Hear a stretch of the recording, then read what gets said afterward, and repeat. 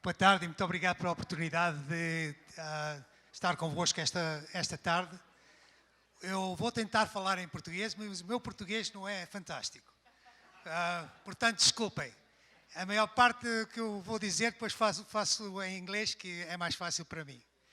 Mas esta tarde juntamos 3 líderes que sabem e que estudam as dinâmicas de filantropia pelo mundo fora. E é um grande prazer estar esta tarde com a Jane Wells, que é a fundadora da Philanthropy Forum, a Global Philanthropy Forum. Jane, would you mind joining us? E também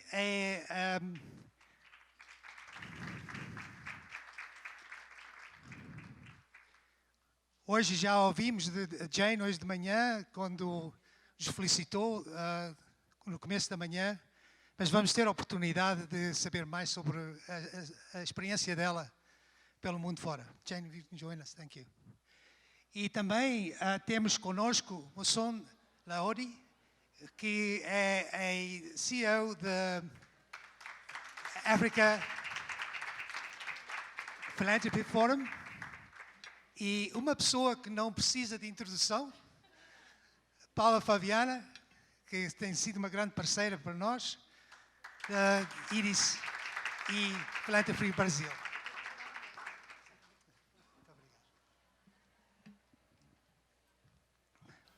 So, Jane, could you give us a bit of a perspective on your experience as you think about philanthropy around the world? What has been the exposure that you've had, and what is do you think that we are actually making a difference? Oh, heavens, yes. Just look at this room. Listen to each of the panels. I mean, obviously that's, the panels are not, the content is not our doing, but the opportunity to bring people together so that they learn from each other and inspire each other is both an honor for us and an inspiration, but I'd like to think that there is something very powerful that comes from the relationships that are formed and the knowledge that's shared. As most of you have probably heard ad nauseum from me, we started the Global Philanthropy Forum back in 2001. And at the time, the folks that came together were people that were both the architects and the beneficiaries of the information age. They were either investors or innovators, or in my case, policymakers. And they could see, the tremendous good that globalization could bring, lifting millions from poverty, creating new wealth and new opportunity. But we were also keenly aware of the dangers associated with globalization and the need for policy and philanthropy to mitigate those dangers, to capture the benefits and mitigate the dangers. And those philanthropists that were born from that effort, I mean, within less than 2 years, 583 of them formed foundations or donor-advised funds and moved straight to action. Paula has, in writing up this program, has referred to impact philanthropy, and so I'll say a word about that, what we've seen. But just acknowledge really clearly that thanks to these 2 women with whom I'm lucky enough to share a stage, this is a global movement, and it is not something created by me. It is something created by them, and it is a happy collaboration. So, let's give a hand to both Mosun and to Paula right now for thanking them.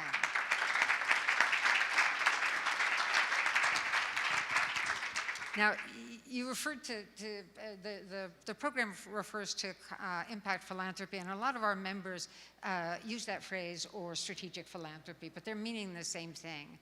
And there, I think is what would best capture, or at least some of their attributes, is that these are living benefactors who form foundations or LLCs, limited liability corporations, or other entities that are philanthropic in nature, and that are matching the scope and the scale and the impact of legacy foundations, including one, too, which I worked. And they have a very similar commitment to those of legacy foundations, to results, Perhaps a bit of a difference is they mostly come out of the private sector and they take the lessons that they learned from that sector. The second attribute they have is that they tend to look at problems as systems. Poverty, pandemics, climate, these are systems. They're malign systems that need to be replaced by other systems. And that it's almost an engineer's take on the problem. The third is because they look at problems that are very, very large and they want very quick results, they're always inclined to go for leverage. They leverage governments, they leverage the public sector, and the public sector leverages them back, which is good. They leverage the private sector and they leverage each other's work. And that's a key characteristic of most of what they do. And if you look at the big successes, invariably those successes involved all three sectors, the really big ones. So the advancement that you're seeing on polio, that you saw on immunizations, et cetera, those big wins.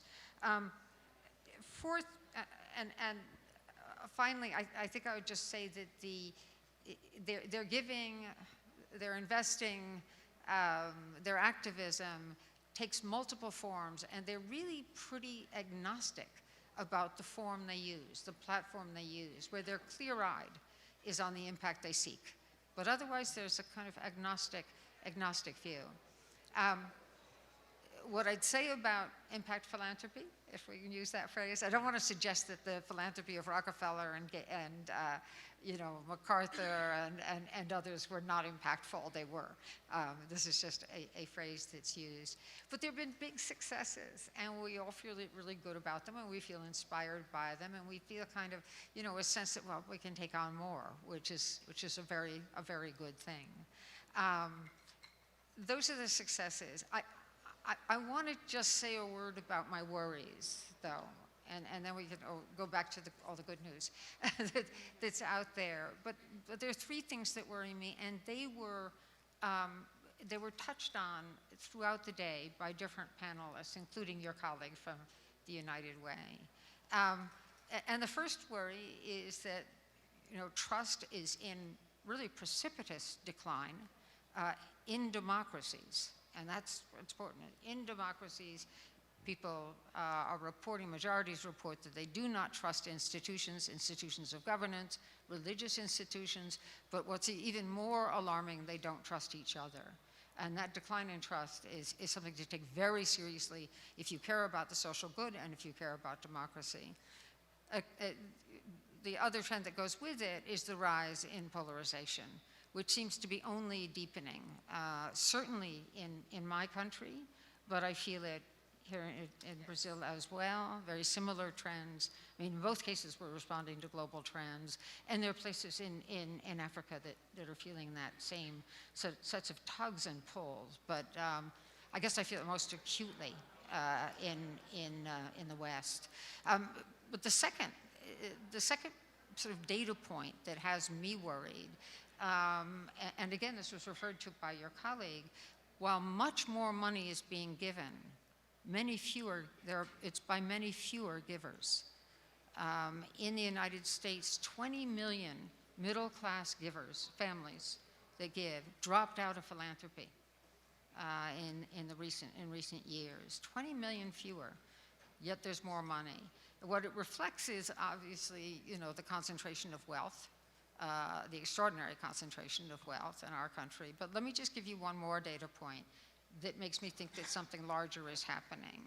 And that is that many more volunteer hours are being donated with many fewer volunteers.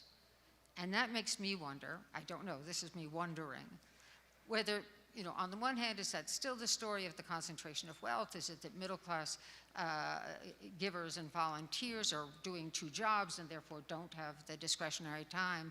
Or is there something far more concerning? Is there a concentration of agency, a concentration of the sense that you can make a difference in your society? And if that is the case, democracy has a real problem. And all of our work really depends on open and accountable governments. Most of our goals depend on that. A final point I would just make is that impact philanthropy, members of the Global Philanthropy Forum, tend to be sort of single-minded in their focus on solving a problem. Their concept of philanthropy is that the goal, the job of philanthropy is problem solving. I would argue that philanthropy's got two jobs. One of them is problem solving, solving problems, but the other is building community. Without a robust civil society, you don't have the capacity to solve. So, solving a problem is a good thing. Building the capacity, the ongoing capacity to solve is as necessary. And I guess I feel this is part of where United Way comes in and where community foundations come in. The United Way not only is about solving problems, but it is about building social capital in the process, building citizen agency in the process.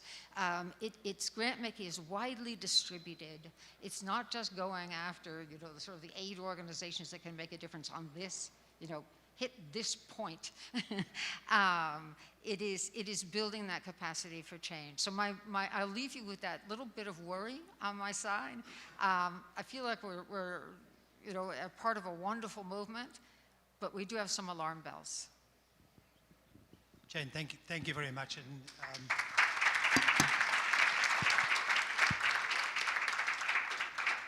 as always, very thought-provoking. And two things stand out for me in terms of what you said earlier. And the one is the fact that we need to work together.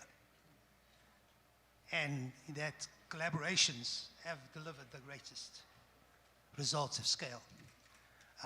And the other piece is the engagement of communities is critical for our future as countries and as communities in general. So thank you for that. So thank you for joining us. And from an Africa perspective, how do you see the development of philanthropy? And what have been some of the successes and challenges that you've seen in the continent? Great. First, warm greetings from Africa. And I'm super excited to be here. It's a unique opportunity to be with Paula and be with Jane on the same platform. So thank you, Paula, for making this happen. I think I'll start by saying that the African Philanthropy Forum was established by the Global Philanthropy Forum to build a strong community of African givers who will promote development on the African continent, and that is development for Africans by Africans. And philanthropy is not new to Africa. We're a communal society. Philanthropy is embedded in our culture. But what is new is the concept of strategic giving. And the conversation around strategic giving couldn't have come at a better time if we look at the economic growth that we have experienced on the African continent in the past 10 years. And this has given rise to an increased number of high net worth individuals who hold significant wealth on the African continent. The 2008 World Wealth Report actually shows that we have approximately 170,000 high net worth individuals in Africa with a combined wealth of $1.7 trillion US. And this is important because these are individuals who are looking to invest in development on the African continent. And this is also good news because it's happening at a time when global aid is shrinking, but inequality is increasing on the African continent. In 2018, at the African Philanthropy Forum, we revised our vision to boldly declare that our goal is to ensure that giving on the African continent actually exceeds development aid by 2030. And a lot of people ask me if that isn't overambitious. And I always point to the fact that in 2016, the remittances by Nigerians in the diaspora to Nigeria alone was $36 billion US.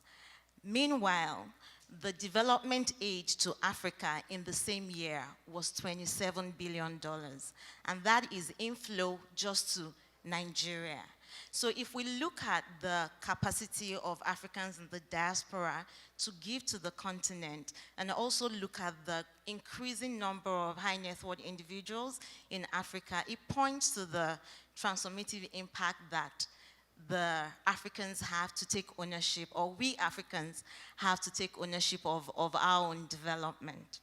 And if I begin to look at the successes and impact over the years, we're seeing that local foundations in Africa, private foundations, are giving increasingly to NGOs and civil society organizations. Unfortunately, we don't have accurate data, but for the records that we have, it shows that approximately $2 billion go to local NGOs in Africa, and these are going to support issues around access to health, access to education, building of infrastructure. And the interesting thing that we're also finding is that philanthropists are beginning to fund advocacy, which is interesting because the assumption is that philanthropists have a cozy relationship with government, and they would not want to support civil society organizations that are challenging government and advocating for open societies. But that is beginning to change, and that is good news for us. Something else that I think is critical and important to touch on is the appetite for collaboration. So at lunch today, on our table, there was a discussion around how foundations want to own their success. They want to be the sole implementers or drivers of whatever it is they are promoting. But I believe that that is changing. We have big egos in Africa, and I think I come from one of the country that has the biggest ego in Africa, and that is Nigeria. I mean, we have a popular saying in Nigeria, who do you think I am? You know, when there are issues. But we can see an erosion of these egos as philanthropists are looking to partner and collaborate, because our problems are complex, and one funder alone cannot resolve all the issues that we have. And we're seeing that a good example is when we had the Ebola outbreak about 4 years ago, the philanthropists and high net worth individuals rallied around and worked with the AU to pool resources to address the issue. In Nigeria, for example, Ebola was kicked out in 92 days, which was it was amazing, given the scale of what was happening in West Africa at the time. We're seeing that in Zimbabwe as well in terms of eradication of cholera. We're seeing philanthropists becoming first responders in Africa. When there was a mudslide in Sierra Leone, for instance, the Tony Enumelu Foundation was the first to put money on the table. And I think that is instructive if we're looking at if we're talking about collaboration and pooling of resources on the continent. The final point, because my time is almost over, is the recognition by government that philanthropy is important. And we're seeing this in the inclusion of philanthropy in national policies in countries like Ethiopia and Liberia and Rwanda, and even countries that haven't included it in their national policies are beginning to engage philanthropists more, especially in recognition of the need that we need to close the funding gap when it comes to the SDGs. I think I'll stop there and talk more in another round. Thank you. I'm sure there will be many questions. First of all, I'm starting to see a trend here. Collaborations, collaboration is kind of the theme. And, but it's great to see that you have this ambition to actually outstrip the aid into Africa. Because for some time now, we've been hearing people in Africa saying, stop doing stuff to us, do it with us, and seeing that ambition, that's fantastic. So thank you for that. Paula, para ti agora é a tua oportunidade de falar português. Falar português, não só falar português, português, mas também dar um bocado da ideia dos avanços que vocês têm feito aqui no Brasil, porque vocês, aqui no Brasil, é um país muito inovador também, e sei que têm aqui muitos bons exemplos de progresso que têm feito. Sim, com certeza. Eu acho que o nosso setor avançou muito nessa questão da colaboração. A gente vê muitas coalizões, movimentos, todos por isso, todos por aquilo, e organizações trabalhando juntas em torno de temas.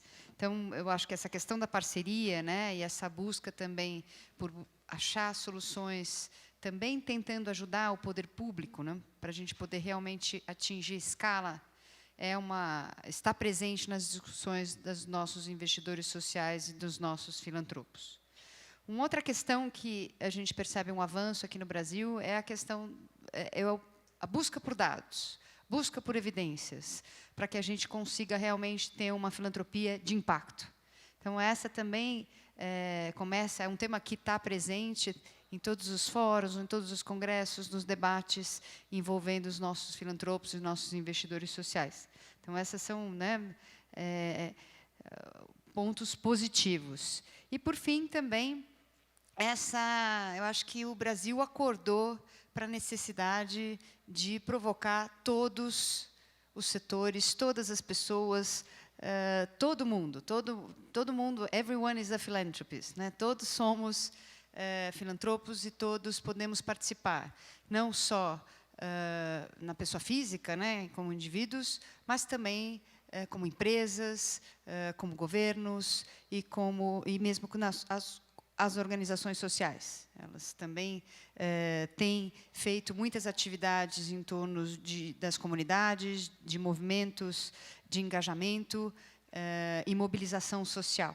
Então, eu vejo assim, nos últimos anos como uma coisa muito positiva.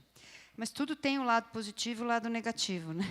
E aí eu queria pontuar algumas questões, né? Mesmo essa questão dos investidores trabalharem com as comunidades, a gente ainda vê alguns investidores tendo dificuldade de fazer o que a comunidade precisa e não o que ele gostaria de fazer. Acho que essa ainda é um desafio para muitos. Assim como na questão de dados de avaliação, não é fácil enfrentar esse desafio de você olhar para dentro, de você olhar para os seus projetos e você descobrir que nem tudo que você faz é tão bom quanto você imagina. Então, acho que aí também tem um desafio. E na questão das parcerias, das políticas públicas, da escala, né, mesmo o uso da tecnologia, a gente ainda não vê o leverage, né, essa alavancagem de recursos. Ou seja, os investidores realmente colocando recursos expressivos em projetos que têm esse potencial. E eu queria terminar esse pedaço aqui, né, onde a gente olha aonde chegamos, né, para depois passar para aonde queremos chegar, é a questão de olhar para o fracasso também, né? O nosso setor ainda tem muita dificuldade aqui no Brasil de olhar para o que dá errado. E eu acho que as lições aprendidas com esse exercício são enormes e realmente poderiam fazer o setor avançar. Mas, olhando para o futuro, eu vejo muita coisa positiva e que surgiu aqui ao longo do dia, né? Foi mencionado a carta, né, do Business Roundtable, a carta que 181 CEOs escreveram nos Estados Unidos e várias empresas que atuam aqui no país, preocupados, né, com um futuro de prosperidade e questionando o propósito das empresas, né, de que o propósito tem que ser focado em todos os stakeholders e não só nos shareholders, nos acionistas. Então, acho que isso é um movimento muito positivo, que dá muita esperança, né, de que realmente a gente vai ter aí o setor privado junto com a gente nessa jornada. Uma outra questão é a quantidade de inovações que a gente viu ao longo do dia, né? O mundo agora anda muito rápido e tem um potencial de trazer novidades que podem mudar a realidade de muitos em muito pouco tempo. Então, eu acho que o desafio desse processo de inovação ainda é o capital aqui no Brasil. Eu acho que temos que buscar realmente recursos de longo prazo para financiamento de inovações e para tomar risco e aumentar as capacidades do nosso setor filantrópico. Mas, por fim, queria também trazer a importância, e também surgiu aqui, ao longo do dia, muito fortemente, até pelo processo de polarização que a gente vive aqui no país, da importância da gente buscar o diálogo. E o setor filantrópico tem a legitimidade para liderar diálogos, porque não tem partidos, não tem lados, a nossa agenda é a agenda do bem, é a agenda da construção coletiva. Então, nós temos que liderar um processo de diálogo com o governo que seja, com as partes, para realmente... Porque, às vezes, todos nós queremos a mesma coisa, mas a dificuldade de dialogar nos leva para lugares diferentes e nos separam. Então, eu acho que esse é um desafio... Eu vejo com bons olhos, eu já percebo muitas organizações tomando esse posicionamento no nosso setor filantrópico brasileiro. A gente teve aí, recentemente, né, as queimadas na Amazônia, e a gente viu toda a movimentação, não só aqui, mas fora, em torno de um tema. Isso mostra como realmente tem que ter esperança, porque tem muita esperança, tem muita gente querendo cuidar das pessoas, cuidar do meio ambiente e cuidar das nossas sociedades. Então, eu vejo de forma positiva o nosso futuro e aonde queremos chegar. Muito obrigado, Paula.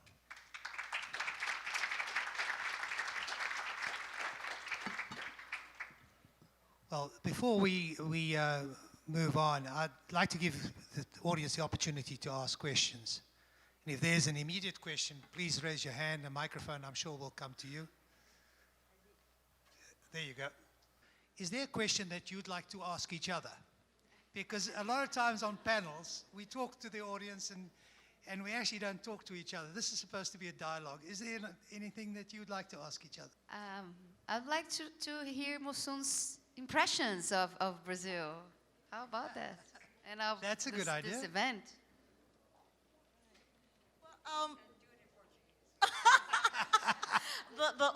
The only thing I know in Portuguese is obrigado, right? But it's very pleasant impression. I think there are lots of similarities. You prepared the weather for me. It's just as hot as it is in Lagos. And the population, I come from a city with a population of 22 million, so I'm used to large, big cities. And I think the people are warm, the food is delicious, it's similar. And in particular, I think for me, being in this conference has been very enlightening. I see that we have the same, in terms of preparing content and bringing speakers together, you know, and just generally ensuring that everyone goes away with a sense of responsibility and commitment to promoting development. I think this has been a fantastic opportunity, and connecting with people that I had not met before, but it feels like we've known each other for years, and understanding the issues from another perspective, and thinking through how the solutions in other countries can be adapted to our own context has been interesting. So well done for putting this fantastic conference together. And we look forward to welcoming you to one of the cities in Africa soon. Paula, thank you for the courage. I know that this wasn't prepared. You weren't ready to ask questions, so thank you. Please, go ahead. Could you say your name and the organization you represent? Fernando Rossetti, eu fui diretor do GIF, a Associação Brasileira de Institutos e Fundações, por quase 9 anos, e atualmente eu sou consultor, sou facilitador de diálogos de colaboração pela Reels Partners e também dirijo uma ONG, sou presidente do Conselho da Taboa, que é uma organização de desenvolvimento no sul da Bahia, que é onde eu moro atualmente. Eu vou pegar a questão que a Jane trouxe, que também me preocupa muito, a questão da democracia.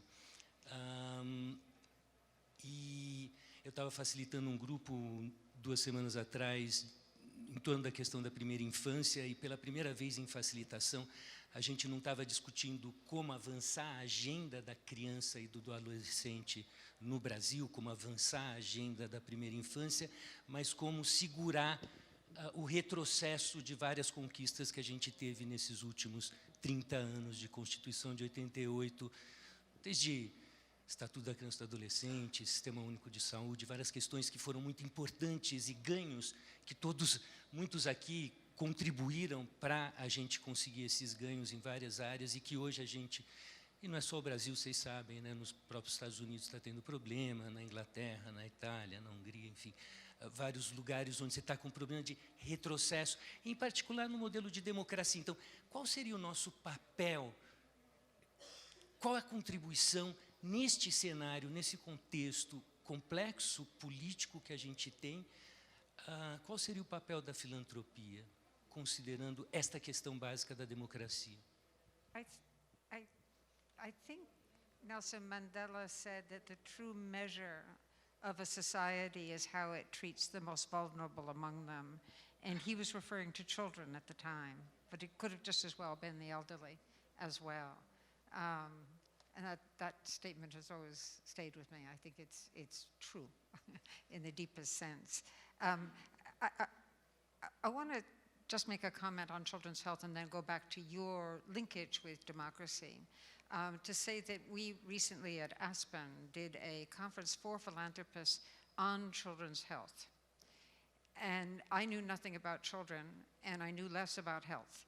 So I brought in experts in all three, in both, and asked them what the big issues were. And you know, there were 4 or 5 different points of view on it, but the one that stuck, that really had a profound impact on me, was a pediatrician saying, the big problem with health is we say we put kids first, and we never do. We put baby boomers first. We put the people who are going to have 20 years of declining health first. That's where our investment goes. That's how our delivery care is done. That's how public policy is prioritized. And it turned out, the more I learned, the truer it was. And so we ended up doing a conference in which we asked the question, we posited some plausible futures, and asked the question of, what would you do now if your goal was to put kids first? What would your R&D priorities be under these circumstances? And at the end of the conference, I should note that the conference was made up of philanthropists from the right to the middle to the left politically. And at the end, a very conservative philanthropist stood up and said, I never thought I would agree with a liberal philanthropist on anything, and I agreed on everything. Let's work together. And they formed an agenda. This is all to say that when the rest of society isn't quite doing its job, philanthropy can step in. On the linkage to democracy, it seems to me that a large problem we face is not just that the social contract is in free fall in many ways. It's that we're beginning to lose faith in our own system. We're beginning to question whether liberal democracy and its emphasis on pluralism, its advocacy for open borders and open economies, we're beginning to question whether that's actually in our interest. I'm not among those who question it, but I understand those who do. And philanthropy's response can be simply this. It can model collaborative problem solving. It can show that democracy works if you work it. It can demonstrate its value. And I think that philanthropists are in a unique position to do that and to demonstrate success. Thank you for that, Jen. Paula, would you anything like to add? No? Any other questions? Sorry. Hello, my name is Aaron Myers with United Way Worldwide, working with our international team. And I've heard a few things today, in that at least the private sector, high net worth individuals are perhaps giving less. It's also true of volunteerism. Yet I have the impression, I'm leaving this conference still with a positive outlook, as you are, in that I see a lot of individuals having faith in one another, even as trust in institutions may be going down. I see people, everyday people donating, and I'm wondering if you see a role or a place in your respective work, in your respective context, in terms of catalyzing everyday people investing in social causes of different kinds. And it's often the case that people have the least to give, often give the most as a percentage of what they have. And I feel like that is a greatly undertapped resource, and it goes completely against all of the otherwise negative trends we may see in philanthropy. Yeah, we did a research on giving in Brazil, and we identified that the least privileged donate 3 times more than the most privileged. So it has a great potential. And also, from the studies from the Charity Aid Foundation, what we found out is that there is a high correlation between the World Giving Index. The countries that donate the most are the ones where middle class donates. So there is a high correlation between general giving and middle class giving. So that's maybe trying to answer your question. I think that's why we launched the Discover Your Cause, Descubra Sua Causa campaign, because we realized that we, as IDIS, we were speaking only to the most privileged, and the number of people that would donate in Brazil were not increasing. And we were like, what's going on? What are we doing wrong? And then we decided to do the Brazilian Philanthropy Forum and peer-to-peer pressure. And then we realized, okay, it has to be a value for the whole society. So it is the strategies, we have to talk to everyone. And I wanted to mention something that I forgot for my first talk, that I think that by example, we can make a big difference. And that's what we're trying to do with Discover Your Cause, bring people to talk. And that's our main goal with the session, In Conversation With, where we bring philanthropists to talk why they give and to inspire others. The Pope is launching a program, it's called Francisco Economy, Economia de Francisco. And it is a meeting in Assis, the city of Assis, in 2020. And he wants to bring young economists, specialists, entrepreneurs that are committed to a new and a different economy. He's been talking to lots of famous economists and lots of famous businessmen to discuss new capitalism, and I think he also wants to bring philanthropies, because philanthropy can have a great contribution. But the idea is, how can we all change this system that has created so much inequality? And so, but I'm so just sad because he's inviting only people under 35, so I cannot go. But anyway, I think that maybe, hope I have answered your question. Thank you, Paula. Mosun?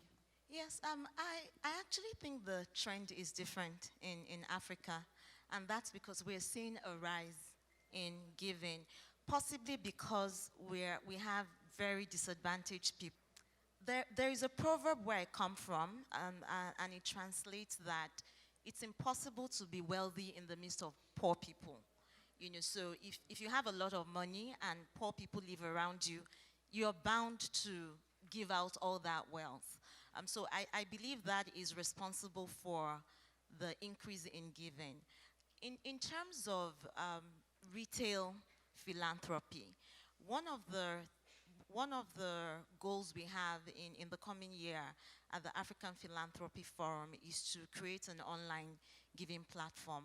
And that's because we recognize the need to demystify philanthropy, particularly because we are the African Philanthropy Forum. And when everyone hears philanthropy, they think we're talking about the super rich. But then we are all philanthropists. Everybody gives one way or another. And there's a lot of giving that isn't captured, especially in Africa. And that's one thing I didn't get to talk about, which is data, the importance of data and collecting data. And that, again, that's an initiative we're launching at the Africa Philanthropy Forum, which is mapping the ecosystem, the philanthropic ecosystem, to actually know who is giving what, where, and to whom. And I know that the Charities Aid Foundation is also working on a giving index in Africa, which would measure giving at the lowest level possible. So I think there is hope. I believe that human beings are naturally good, and they're givers. Whatever is happening in the West, hopefully you would learn from us in Africa, and maybe this is a good opportunity for us to tell our stories. Again, it goes back to data. We can't tell our stories appropriately when we don't have the relevant data to back it up. So we really do need to put figures behind what is happening in Africa and tell our success stories. Back to what Paula said about the session on In Conversation With and sharing your motivations to give. When the Global Philanthropy Forum was still very heavily involved in the African Philanthropy Forum, we launched the Why Give series, which had philanthropists around Africa talking about their motivations for giving, why they give, and also encouraging others to give however little they have. Thank you. So we've run out of time, which I'm really very sorry, but we've run out of time here, and I'm sure the audience would like to hear more from all the three of you. But I want to take the opportunity to first of all thank you for the work that you do to bring these groups together, whether it's here in Brazil, in Africa, whether it's around the world at a global forum. Thank you very much, because that work really enables us to start to connect with each other and work together. And for this afternoon, thank you very much for the wisdom that you've been able to share with us. Thank you. Thank you all.